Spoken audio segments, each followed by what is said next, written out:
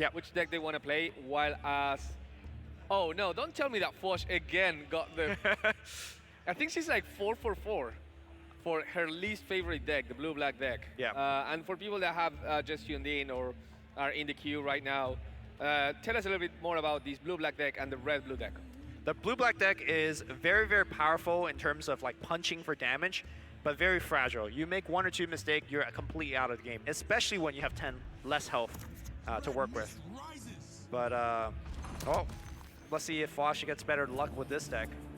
Whereas the red-blue deck, I think combines the strength and weaknesses of the two colors.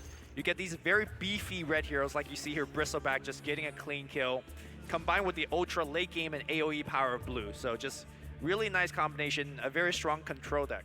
Yeah, what are the cards that we should be looking out for in each of these decks? So the win condition for both decks are very different. In the bottom side of the Challenger, you're looking at some really high mana cards like Eclipse, Time of Triumph, Thunder God's Wrath. Whereas for Fwosh, you're looking at actually 3 mana cards like Disciple of Nevermore. You're trying to punch in damage and then just go for a really, really quick kill. Yeah, and we see that as you said, like it's kind of like playing on a timer when you're playing these aggro decks. And this is true of pretty much every card game or every game that has a concept of aggro and control, right? Sure. Aggro puts the pressure, generally favors against control because it forces control to maybe inefficiently use the resources to try and stop that. But if control manages to pull through like, I don't know, that mana 7, mana 8 round, then things become much easier. However, this is not a total aggro deck because it has some high-end cards like Steam Cannon. Yeah. Steam Cannon open a Heartstopper Aura too. They open a separate win condition, which is I'm not gonna swarm you with a lot of creeps, but I'm gonna make a hole for Solacan to be able to pierce through their defenses. And Solacan has a passive that makes her extremely efficient against towers. Yeah, speaking of Sorlakan, I think she is about to meet her end as a phase week gets equipped. And it's gonna jump in front of that angry lady. You know what? That means less damage to a tower. And when you have 30 health, it's okay to trade some heroes sometime. Again, you have 2 heroes coming back next turn. You have a black and a blue hero, so you will be able to put them whatever you want. That's all account will be coming later. It's not like that lane will be empty. And that's the thing, like sometimes you look at a lane that just feels like, oh no, that lane is terrible. They have 2 heroes, I have none, but you have to look at what's coming next as well. So this lane is, while technically empty, is going to have some cover in next turn. Also, when you have 2 less hero in one lane, generally means you have 2 more heroes in a different lane. So it overall balances it out. Yeah, Lucent Beam, another really important ability. I always talk whenever I see Luna is you want to have Luna die as much as possible. As much as possible. As much as possible. Well, how are you gonna get Luna beams?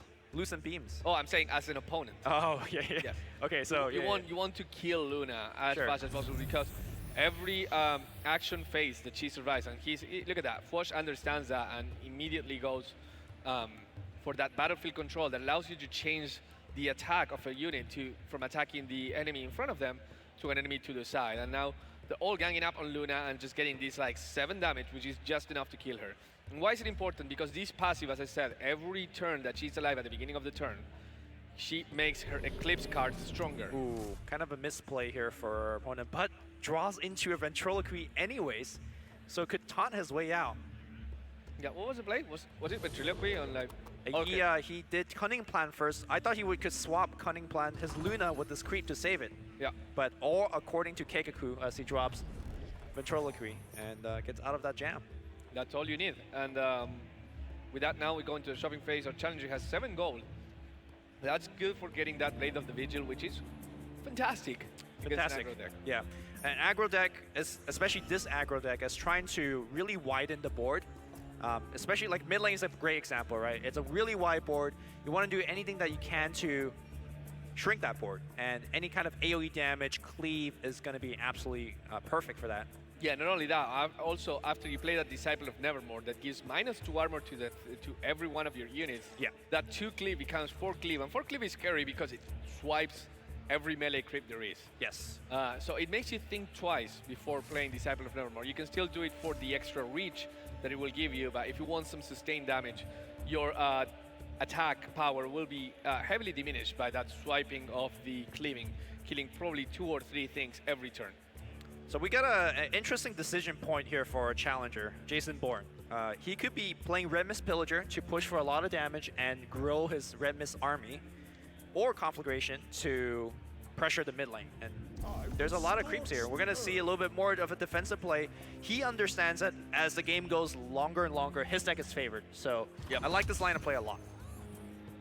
Yeah, now this will look like it's not doing that much. It only kills one creep, but it puts everything else like at the 2 health position, which means that the next Conflagration will take away a lot of their power in this lineup. Sure. And another Conflagration in response to that first lane. You know, like, Conflagration is a really interesting card because it allows you to commit less resources to handle a lane. Yep. You just put that Conflagration, it's kind of like half a hero in a way, right? It's like you can't cast spells, but it's going to put pressure, it's going to be pushing the scripts, it's going to make sure that it doesn't go out of control. And one of the abilities that Blue has sometimes in some other decks is to create a lot of melee creeps. Conflagration is a card that you always want to see against that. Conflagration a lot weaker against the red deck because the heroes have armor, they have creeps that have armor.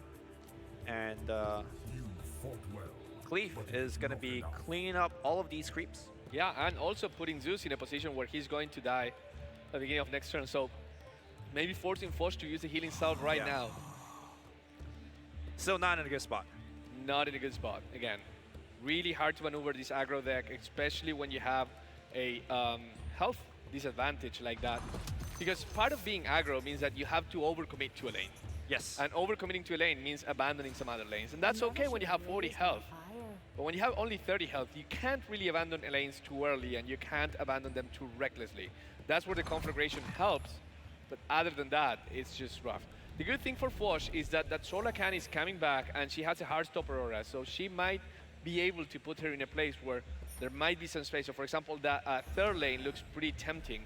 If she puts the Solar Can in front of the Luna, she will be committing 3 heroes to that lane, but actually she chooses not to do that. She's going to go for the first lane because of the Conflagration is there. She's going to double up. That is true. Kill both of the melee creeps that's in front of her and hopefully start to do quite a bit of damage. Yeah. Unfortunately for her, there are Red Mist Villagers here that are going to be able to stop the damage from the Solar Cannon. That's a lot of damage. However, or Eclipse. How many charges do we have? 4 charges. Have that's 4 charges in Eclipse. perfectly that's enough. 1, 2, 3, 4. Yeah. And that's Solar Cannon. That's tough. Like, the thing is, you really want to put a health item into Solar Cannon as soon as possible because even though she hits really, really hard, and especially to towers, her 6 health body is one of her biggest liabilities. I think she will be too powerful as a unit if she has massive attack and massive health. So I think. Oh, actually, well, there's no Eclipse. No Eclipse coming. He thought he could get away with a cheaper New Orders, just using 1 mana to get rid of that. Okay. But now realizes that actually that might not have been enough. And the Assault Ladders also puts the pressure here. This is fantastic for Fwosh because with the Conflagration and the Heartstopper Aura, she's going to be clearing any melee creep that comes in front of her. This Zeus is going to die next turn necessarily. And not only that, the fact that things dying in the turn after is really good because that is the best way to kill heroes in my opinion. Not only you disable the heroes for 2 turns, you still leave the holes open. So like if you want to put a new hero, you put it here, you are sure that it's not going to be contested by a potential new creep that can come. For sure. And then when it dies, you have that lane open. Now our challenger can buff up the health of Zeus and by using the face boots. Yeah. So that's... He also can use the face boots to swap and attack Sorlakan. And attack Sorlakan if he wants to. Okay, we double face boots here. So that's a lot of swapping shenanigans that can happen. No Just swapping at all. Okay. Yeah, an interesting play right there would have been to swap the Red Mist Pillager with the Ogre and then swap the Zeus with the Red Mist Pillager so that the Red Mist Pillager would be open. And you can start going, well, growing your army. You really can't because there's a Conflagration, but at least you would have put the damage in the tower. Ooh, look at that. Strafing run. Unfortunately, Fwosh doesn't have another blue spell, which would have been awesome in killing both the Shaker and the melee creep with the Zeus static. Zeus is going to die next turn, necessarily, because just the 2 damage will put him below the 2 health threshold, and the Conflagration will do the rest of the job. Maybe a good lane for Necrophos to come back in, though, because those really weak heroes, any spell that Fwosh can draw, and even that Steam Cannon that is in her hand, can start creating holes, not only for the Heartstopper or, sorry, for the Sadist to start increasing the health of the Necrophos, but also putting some more pressure on those towers. And she really needs that pressure because all the towers on the Challenger's side are pretty healthy right now. Yeah, here comes that Eclipse. It was saved from the first lane to this lane, and it's going to be good here as well. I think Fwosh is happy with this Eclipse because all you get is 3 damage to the tower, Yes. and getting rid of that Crystal Maiden, while it kind of is not the greatest thing, there were no blue spells to cast. Yeah, and she wasn't really pressuring for damage herself. She was pushing for like 5. So No. now she gets initiative back, which is possibly quite important here against a Zeus that is going to threaten to cast Thunder God's Wrath. Right. I think she could develop a steam cannon of her own. I think the first thing you might want to do is place the Traveler's Cloak. That way you're outside of range. Sure. You know that there's no Berserker's Call, there's no Duel in this deck. It could be an Eclipse. She could be afraid of Eclipse. So it depends on what she deems more important, Sorlacon's life or that steam cannon being developed. Right. And you could make an argument for both. Here comes the Conflagration.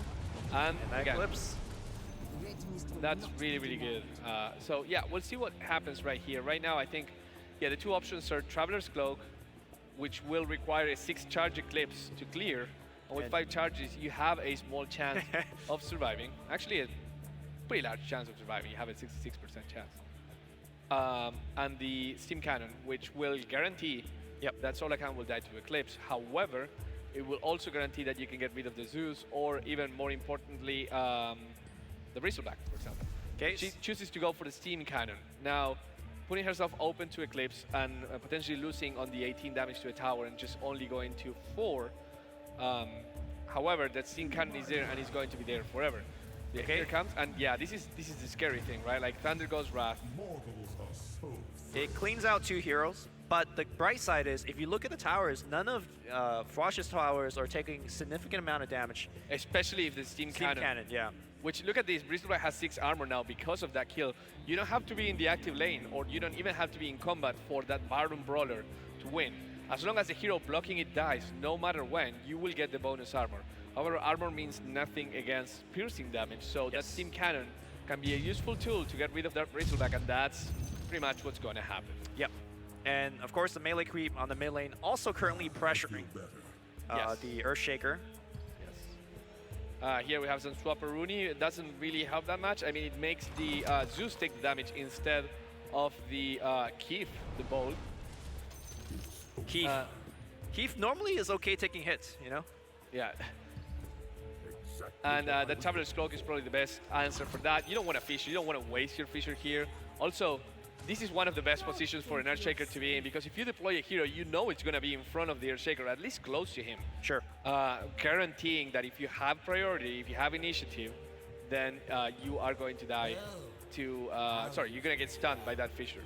Yep. As we see that, we see the Lucent Beam hitting the Necrophos for 1, that plus the 4 from the Thunder God's Wrath was threatening lethal on him, but the Traveler's Cloak equipment makes him survive and trade with the Luna. Now, this is an interesting question. Do you want to burn an Eclipse here? Yeah, a lot of, I think, newer players would be tempted to be like, oh, I'm going to use my Eclipse, kill their hero, save mine.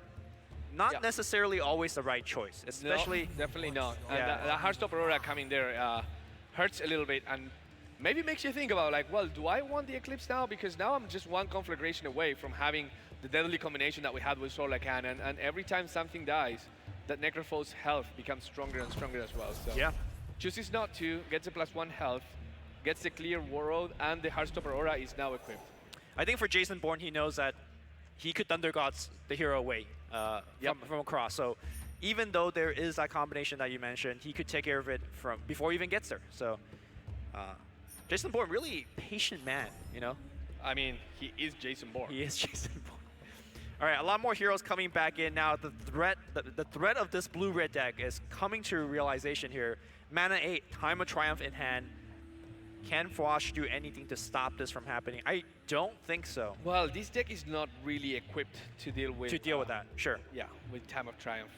Normally you would, if you're trying to make deck a little more competitive, that's one of the things that you would try to find an answer to. Ways to get rid of heroes with a lot of armor, ways to get rid of, or maybe just be more aggressive and make sure that you don't have enough time to get to that turn 8. So having said that, I don't think right now there's much to do other than those steam cannons. That will be a little bit of help, but not that much help. And trying to forego whichever lane the Time of Triumph goes to and try to take the other 2 instead. Yep. Configuration in hand as well. For Fwosh, she can double it up on that right lane, like you mentioned, with the Necro spell. That would be pretty useful. Unfortunately, the Necro has nothing in front of him, so not doing damage. The Heartstopper Aura wasted this turn. Heartstopper Aura is a really hard spell to play. Yes, it is. It seems simple, it seems really straightforward, but it does nothing immediately. You have to wait until the next turn, and then your hero can die. Deployment can put things in a way that you don't expect. So it's always fantastic long term. Interesting configuration in this lane with heroes that already have a ton of armor. Yes, so every configuration does 2 damage. The damage doesn't stack, it's 2 instances of 2 damage. Each one of those will be completely absorbed by these 4 and 5 armor respectively. And that the hammer. Yeah, Frostbite is a good answer again. Well, it's a temporary answer against Time of Triumph. Choosing to still take the 7 damage to the tower and stopping the 9 damage that would otherwise come from the Red Mist Ball, because that Red Mist Ball gives you a lot of siege. And you can see Moy the Wise is still actually taking 4 damage in return, because one of the many things that Time of Triumph does is also give 4 retaliate. So when you hit it into him, you're getting hit back. Yep, and now I think the play is Steam Cannon into the Surge Shaker, making sure that there's nothing that can be caught from there. Protecting, as you said, from Thunder Ghost Wrath. And with that, actually, the aggro deck recovers and gains a little bit of ground right now. Yeah, I mean, if we don't see more Time of Triumph, I think Fwosh's chances is not terrible. It's still pretty bad. I mean, I see a Dimensional Portal and 2 Disciples of Nevermore, and I think with just 1 Dimensional Portal and is it going to be a push for 80? It could, well, at least it could take this tower just by itself. Yes, and I think that's exactly what we're going to see here. Another greedier play would be like maybe Disciple of Dimensional Portal Assault Ladder or double Disciple of Nevermore. But this seems to be like a good combination right now. I think that's exactly what Fwosh is thinking about. Can I kill this tower right now and still retain the possibility to just win the game next turn? So with Dimensional Portal, that would be, that would be 13 damage. And now both Assault Ladder and Disciple of Nevermore buff everything. Oh, wow, actually the Crystal Maiden Aura comes in handy. Arcane Aura, yes. So if you double Assault Ladder here, no, it's going to be... Well, you can do both, right? Well, I'm just thinking if it's safer to not play the Disciples. Right. Because the Disciple represent more damage, but also represents the fact that if I get Conflagration, I'm dead. Yes. Also, that means that their Thunder Gods also do more. Yes. So I think I would have preferred double Assault Ladder, and then on the final GG push, essentially, you go the double Disciple. Because now, I think Fwosh, wants to put Sorla Khan in that lane, but Sorla Khan essentially only has 4 health, exactly dies to a Thunder God. Yep, and we might see that happen. I think that is the commitment that we're seeing. I'm actually surprised. I wouldn't be surprised if that Sorla Khan would have gone to that middle lane as well. But she does have the Zeus from that lane, and she doesn't have anything in her hand that is a blue spell. But she could get something that would get her out of that pickle and maybe help her prepare against that Thunder Ghost Wrath. Also, I think it comes down to whether Jason Bourne drops another configuration. If he draws one, then that last lane is... Yes. That's a yikes. Taking his time to think where the Luna will go. Yeah. Doesn't need that Luna in that first lane. That lane seems to be pretty much under control, and now trying to decide to put her in the 3rd or the 2nd lane. Luna going to the final lane is also great, because Eclipse is starting to become a big charge spell, and pretty much one-shots everything in this lane. Well, Thunder Ghost Wrath one-shots everything. Yes. And I think that's the play right now. With initiative going to Jason Bourne will probably be able to see those conflagrations doing nothing right now. Will probably be able to Thunder Ghost Wrath, clear all the heroes in this lane. Yep. And pretty much regain control of the situation. Still don't need to find that second tower kill for Jason Bourne. You can't run from the heavens. Bam, bam, bam. They're all dead. That's a Thunder God for a triple kill. That's not bad. Not bad at all. Achievement. Frostbite can be casted, Yes, Frostbite will help this tower survive one more turn. Yes. I think you have to.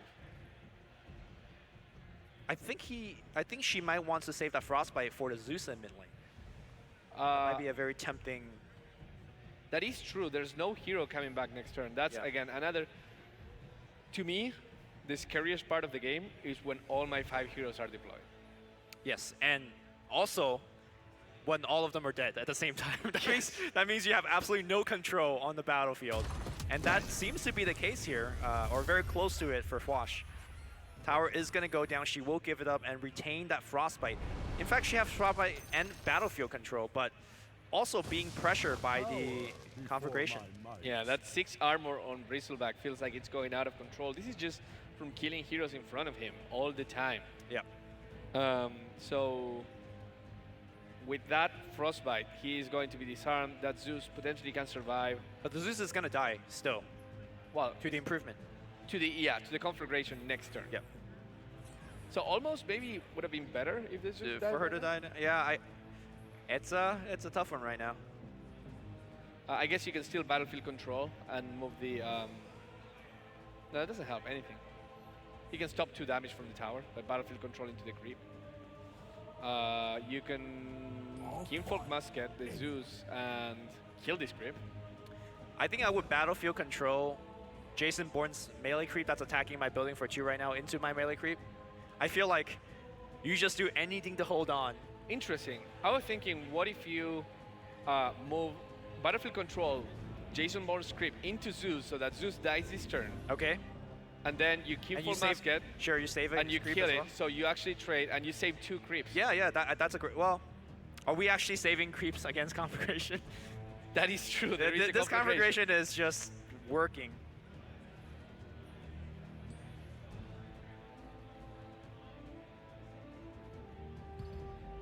Okay, new orders. Okay. Well, they did that for him. Control for you. I'm happy with that if I'm Fwosh. Yeah. That's one less turn that Zeus is dying, so I'm gonna go say thank you. You saved me a battlefield control usage. How nuanced is this game? Very, very nuanced. Yeah, now I think you shoot the creep, right? Yes. Shoot the creep. This is where the healing salve on creep is actually a great move. Oh yeah. Sometimes you're like, I don't know, it took me like months to accept the fact that sometimes you can healing salve a creep. Oh yeah. Or healing salve the opponent. Yes, I'm starting to learn that right now. Yes, you can heal them. It's no PM. It's good. 9 armor on that Bristleback, by the way. Okay. No big deal. Do you blow an Eclipse here? I think this is a pretty good spot to Eclipse. Yeah, this is rough, right? Yeah. Karen throws her arms up. Yep. Which, you know, it's tough. So that, I think, goes pretty much her win condition anywhere. Well, he does have another Disciple of Nevermore and another Assault Ladder, so you could see something like Assault Ladders into lane 2, into Disciple of Nevermore, Dimensional Portal, and like have a big push. But Step 1 right now is to survive. That mid lane, without any help of any heroes, for Fwosh, she would like to see 2 creeps flying into that lane for now. Now, it's also worth mentioning how different the game would be if she had 40 health. Yes. I think she would essentially get an extra turn on the first lane and in the middle lane. And also in the last lane. Yes. So. Worth mentioning, team wipe. Yes. These you don't see team wipes that often. No, it doesn't happen, but when it happens, oh boy, it hurts. Yeah. Fortunately for her, she still has a steam cannon, so there's something that she can do. I guess the best thing that she can do right now is either kill this creep or kill this creep. Because this creep, they're going to die, right? Yeah. So you're either blocking, removing some damage from the tower, or you are making sure that there's a blocker for next turn. But it's rough. I think I would just kill one of these creeps, these 2, and try to reduce as much damage as possible. Pray that the opponent doesn't have a poise to strike. Second conflagration is there. There goes all the creeps. Steam cannon. Yeah. She might be really wanting to keep priority. Now she realizes that she can't, because that's another creep that is going to be hitting the tower. Has to use the steam cannon. Is that lethal? I believe it is. That is 15 damage represented on the mid lane, I think. Yep. You could play another conflagration. Sure. Why not? And there's also the red Miss Pillager. Stack it up. Fwosh looking like she's gotten to the end of the line. Of course, she doesn't know it yet. I think she knows. I think she knows too. I think when you go for a one big push, 9 plus 4, 11, yeah. 13, 15. I have 14. Yeah. This is rough. I think the day where Oh, she acknowledges it. She thumbs up. I will scorch. I think Third the day where just in case. Valve designs an item that could heal a hero across lane, Haha, that is that would be something. that would be something. Yeah, and now here's the pass. And the magic coin that says if you pass here, you win. Oh, a little bit of BM coming Okay. from Jason Bourne. Jason Bourne don't mess around. No, yeah, look at that. He kills you and he kills you dead, you know? Yeah, just to make sure, you know, like there's no surprises. There's no like, you activated my trap card. Oh my goodness. Yeah, and that's a GG. Jason from Vancouver taking one game of Fwosh. Congratulations, Jason.